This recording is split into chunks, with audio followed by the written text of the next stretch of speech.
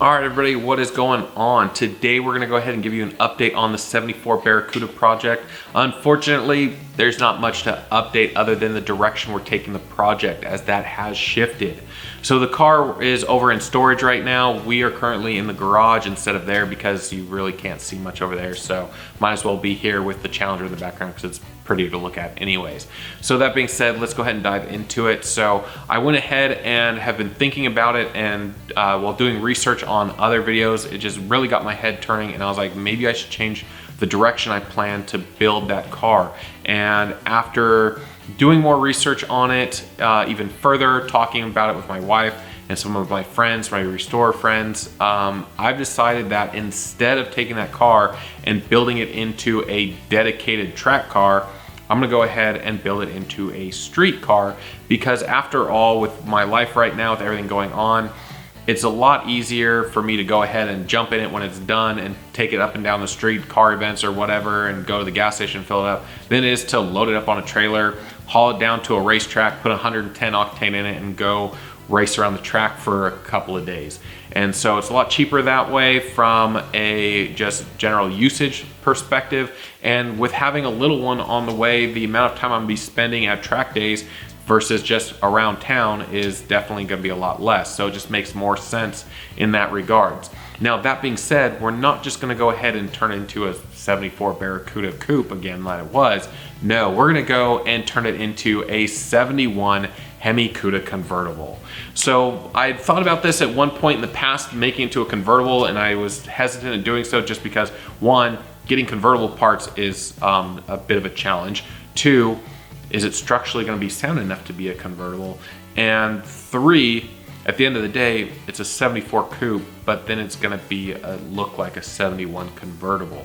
So at the end of the day, I decided, well, one, I was able to locate sources to be able to get all the convertible parts. No, they're not cheap, but they are out there and I can get them. So that gets over the part of whether or not I can get the parts. The second thing on whether or not the car is structurally sound enough, I went ahead and talked to some friends of mine that have been in the collision repair industry for years and had them look at it and stuff. And of course, they told me I was nuts, which I already knew that. But at the same time, they said, even though I'm crazy, it can be done and totally easy to do with the type of how simple the geometry is for the chassis on that car.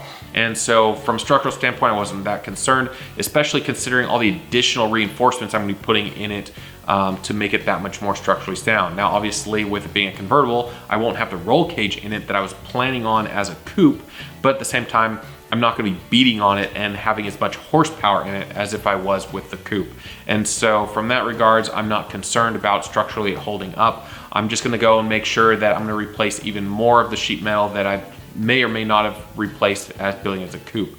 So we're gonna go ahead and replace like the firewall, the cowl, all the floors. I mean, I'm gonna probably end up replacing 90% or more of the metal on this car, but at the end of the day, I only paid $350 for the car. All the parts are available. It's not that big of a deal, other than the fact that it's a lot of money. And then, of course, with it being a 74 converted to a 71 convertible, people have done it before, and yeah, when you see the VIN, you're like, well, that's clearly not a 71 convertible. But at the end of the day, I don't plan on selling the car. It's for me, and with the price of convertibles, it just makes more sense. I figured if I wanted to build a convertible, it was gonna cost me over $100,000 to buy one, and then I was gonna spend over $50,000 going through and making it the way I wanted. Well, I went through one night because I couldn't sleep for some reason, so I figured I'd go online and track down all of the parts necessary to build the car, and went through, and a lot of these parts I'll end up buying used, but for now, to be giving me a worst case scenario, I went through and priced everything out as if I was buying everything brand new, and I can do a full build on this car all done for less than $100,000. So I'm like, well, I was gonna spend over $150,000 for a real convertible. I can get my own and build it for less than $100,000 and be that much ahead. Now, from a resale perspective, sure, it's a 74 Barracuda that's been converted to a 71 convertible, so it's not gonna bring the money that a true 71 convertible would bring. But at the same time, if I were in a pinch and did have to sell it, I could probably get more for it as a done 71 convertible tribute than I could as a 71 race car and have probably close to about the same amount of money invested in it. So from that regards, it makes more sense also to convert it to a convertible. Now, not only are we just gonna make it into a 71 Hemi Cuda convertible, which is cool in its own right, we're gonna go ahead and build that true dream car that I've always wanted, a Nash Bridges 71 Hemi Cuda convertible. So we're gonna go ahead, paint it that yellow, make it as true to the original series as we can, and it's gonna be a lot of fun. Now, of course, there is an additional YouTube factor involved in this as well, and that's the fact that Nash Bridges is a much more popular search term than Hemi Cuda race car. So while that was not the deciding factor, it does definitely help bolster the argument that I should go ahead and go this route with the build versus the other route, because just by having that additional search term in there is going to help get that much more views out here when I do finally get the point when I can work on it. So I was, of course, talking to my friend about the doing all the structural work, make sure everything's straight and lined, and I asked him if I should bring the car into their shop and have them take care of that part, and he said there was no need, and which I had a feeling was true. I had a feeling I could do it here in my garage, but I want to talk to him because he's got a lot more experience in that type of work than I do, and so he just reaffirmed the fact that I can go ahead and do it here in the garage. And so we're going to try and go ahead and get to that sooner rather than later, but of course, like everything else, it's time and money, and so just trying to get in there and get it done. So that's the update on the Cuda. It's unfortunately, it's not as a lot of work being done or anything like that, but the car is still here. We are still gonna get it done. It's just, like I've said on all the videos on this project, it's just gonna take a lot of time, and I appreciate your patience and bearing with me on getting to the point when we can get to it.